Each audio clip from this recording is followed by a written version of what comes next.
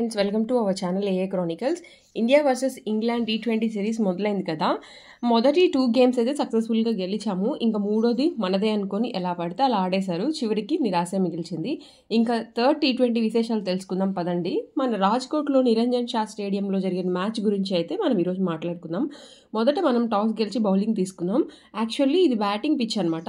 ఇక్కడ average first innings score 189 అయినా bowling తీసుకున్నాం. బట్ మనం సూపర్గా బౌలింగ్ వేసి 172 టార్గెట్ వచ్చేలా చేశాము. అనుకున్నట్టుగానే వికెట్స్ పరంపరస్తే స్టార్ట్ అయిపోయింది. సాల్ట్ ఫస్ట్ బాల్ మంచి షాట్ కొట్టి తర్వాత వెంటనే అవుట్ అయ్యాడు. బెండకెట్ మాత్రం ఈసారి సూపర్ టచ్లోకి వచ్చాడనే చెప్పాలి. ఫాస్ట్ 50 అయితే కొట్టేశాడు. పవర్ ప్లేలో చాలా దుక్కుడుగా ఆడాడు. 50 తర్వాత అవుట్ అయిపోయాడు. నెక్స్ట్ బ్రూక్ వచ్చాడు. బట్ మళ్ళీ లాస్ట్ మ్యాచ్ లాగానే పడుకున్నాడు. జాస్ బట్లర్ ఈసారి ఈ పిచ్కి వీరవిహారం చేస్తాడేమో అనుకున్నాము. బట్ నిరాశపరిచాడు. ఐపీఎల్ వలన ఇండియా పిచ్ మీద ఈజీగా షాట్స్ కొట్టగలిగే జాస్ కూడా ఫాస్ట్గా అవుట్ అయిపోయాడని చెప్పాలి.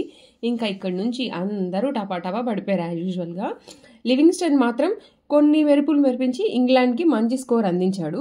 బ్రైడెన్ కార్సే ఈ మ్యాచ్లో ఏం కొట్టలేదు.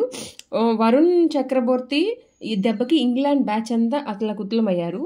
5 వికెట్స్ పడగొట్టి అజేయంగా నిలిచాడు. చెప్పుకోదగ్గ టార్గెట్ అయితే వచ్చింది. మొత్తానికి 172 టార్గెట్ అయితే ఇచ్చారు.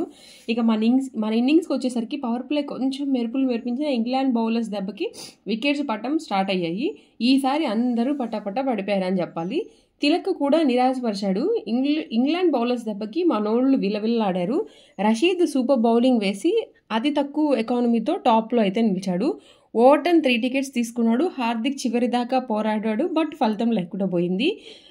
2-1తో మనం లీడ్లో ఉన్నాము. నెక్స్ట్ మ్యాచ్ అప్డేట్ కోసం మన ఛానల్ సబ్స్క్రైబ్ చేసుకోండి. ఎవరైనా కొత్తగా చూస్తుంటే లైక్ చేయండి.